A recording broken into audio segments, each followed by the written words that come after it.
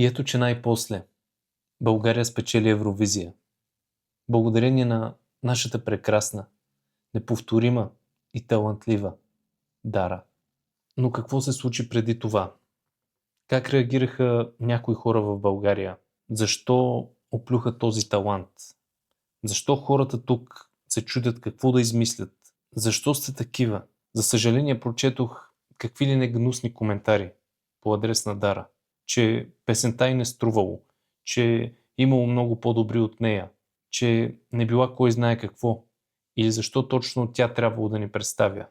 Ами да, аз съм пък на мнение, че точно Дара трябваше да го направи, а не ти, Ганю. И точно Дара направи това, което много от вас не вярваха. Много от вас се надяваха тя да не спечели. Що за хора сте? Такива като вас, които не могат да оценят това, което сътвори тази прекрасна жена. Това, което направи за нашата родина. Казвам за нашата родина. Всички вие, които се изразихте негативно за Дара, явно не осъзнавате какво наистина постигна тя. Постигна нещо, което никой българин не е постигал до сега в Евровизия. И независимо дали харесваш песента или не, все тая. Не говорим за някакъв квартален конкурс. Тук говорим за сцена, която се гледа от цяла Европа, която се гледа от целия свят. И това талантливо и красиво българско момиче застана там, пред всички тези милиони души и спечели. Това не е никак малко. Вие давате ли си сметка колко е трудно това?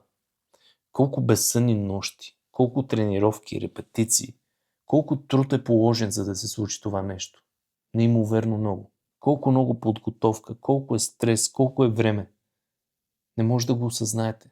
Вие слушате една песен, която е около 3 минути и си казвате какво толкова. Наистина, отделете си малко от времето. Замислете се колко много труд е изисквал този проект. И тук идва нещо, което хем винаги ме е дразнило, хем не го разбирам. Защо когато един гражданин на нашата република България реши да покаже таланта си, реши да демонстрира това, върху което е работил години наред и печели първото място, и защо в следващия момент хората, на които в личната им карта пише българин, буквално плюват по нашите таланти? Защо не всички да се гордеят с това, което Дара е постигнала? Защо не всички да се гордеят с това, което Карлос е постигнал и още други наши шампиони в различни спортове и не само?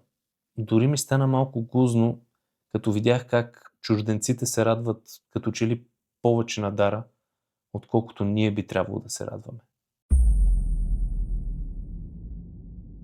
Това го ненавиждам, този прост български менталитет, че когато някой успява, ние веднага търсим някаква причина за това. Нещо, че едва ли не някой му е помогнал, някой му е подал ръка, че ако не бил някой си, че ако не се е случило това, едва ли не, ние няма да имаме един медал в нищо, няма да сме победители в нищо. За съжаление, излиза, че българите са специалисти във всичко.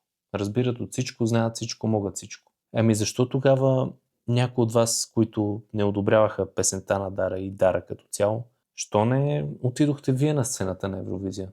Да видим как ще ни представите страната. Аз съм на мнение, че когато някой не е компетентен по дадена тема, когато наистина не е специалист, когато си няма абсолютно никакво понятие от дадена област, по-добре да замълчи.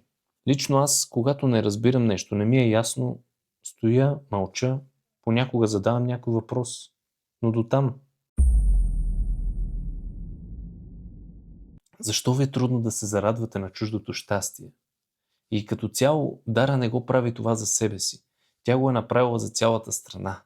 Осъзнавате ли това? Дори се сещам за миналата година, когато Карлос Насар участваше на световното в Норвегия и в началото не му тръгна в изхвърлянето и ми беше любопитно да видя как върват коментарите в социалните мрежи и повярвайте ми, негативизма не се забави. Започнаха се коментарите. Ей го нашия, не може. Не става нищо от него. Гледай го сега. Изложени страната. Обаче в крайна сметка Карлос стана шампион. Въпреки трудностите. Пак доказа, че не случайно е на върха. И след това много долно и гнусно от страна на тези хора, които го плюваха, започнаха да му ръкопляскат, да му се радват, да пишеме българи юнаци. Жалки сте и сте празни души, защото това, което постигат хора като Дара, Карлос, нашите волейболисти, вас трябва да ви кара да се чувствате горди, че сте българи. Но не говоря само за моментите, в които те печелят и успяват. Говоря по принцип. Гордейте се, защото ние сме наистина малка страна. Но както виждате, има талантливи хора в България, които намират начин да се разбере, че България не е никак малка. България е страна, за която целият свят трябва да знае. Но според мен хората, които изказват негативно мнение за човек, който е постигнал много в живота си, човек, който е прославил и страната ни, тези хора, които им завиждат и ги мразят, незнайно защо, за мен това са прости хора, които не са постигнали абсолютно нищо с живота си и завиждат на чуждия успех. Но защо? Не разбирам. Защо не опитате и вие да постигнете нещо в живота си? Така че да сте ангажирани с нещо. Да си гледате живота, как се казва. Оставете ги другите. Ако не може заедно да се радвате за техният успех и щастие, по-добре подминете. Не плюйте. Искам да споделя и лично моето мнение относно песента Бангаранга, която спечели Евровизия. Значи, не мога да кажа, че и на мен това ми е любимата песен, но разбирам защо е създадена. Тази песен е създадена с цел България да бъде представена с нея на Евровизия. Това е песен в стил за Евровизия. Затова, честно казано, никой не го интересува дали харесваме песента или не я харесваме. Тази песен ще я чувате наистина много често от тук нататък. Независимо дали ви харесва или не. На мен ми харесва факта, че Дара спечели. И замислете се на това, ако песента не беше хубава, защо според вас целият свят я хареса? Сигурно нямат вкус. Между другото и Ерос Рамацоти беше изпял част от Бангаранга на един от своите концерти.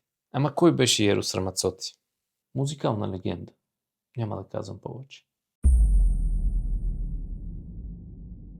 Осъзнавате ли какво носи тази победа за България? И тук не става въпрос само за милионите евро, които ще пристигнат за нашия туризъм и икономика като цяло.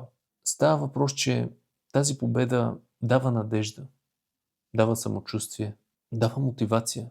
Защото представете си, че в този момент, може би там някъде гледа едно малко дете и си казва, значи и аз мога. В едно интервю чух как Дара споделя, че ако не е бил мъжът й, тя е нямало да участва на Евровизия.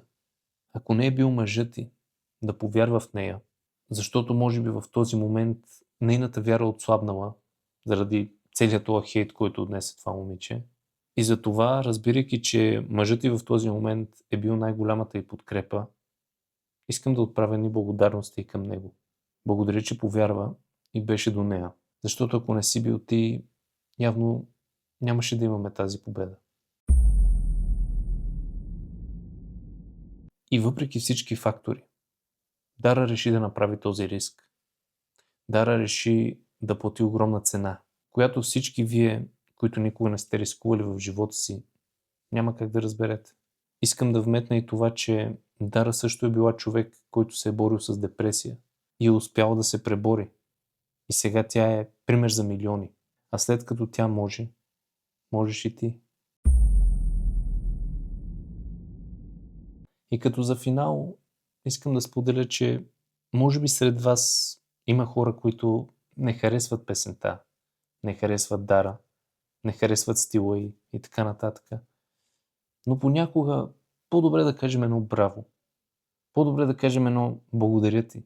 Защото пак казвам, това е една светлина. Един лъч надежда за България. Че не всичко е загубено. Че има и наистина много талантливи хора, които искат да представят нашата страна пред света. И за това благодаря ти, Дара, че спечели Евровизия за българския народ. И те моля, повече никога, ама никога не си помисли да се отказваш. Благодаря на всички вас, които подкрепихте нашето момиче. и които гледахте видеото, никога не се отказвайте от мечтите си.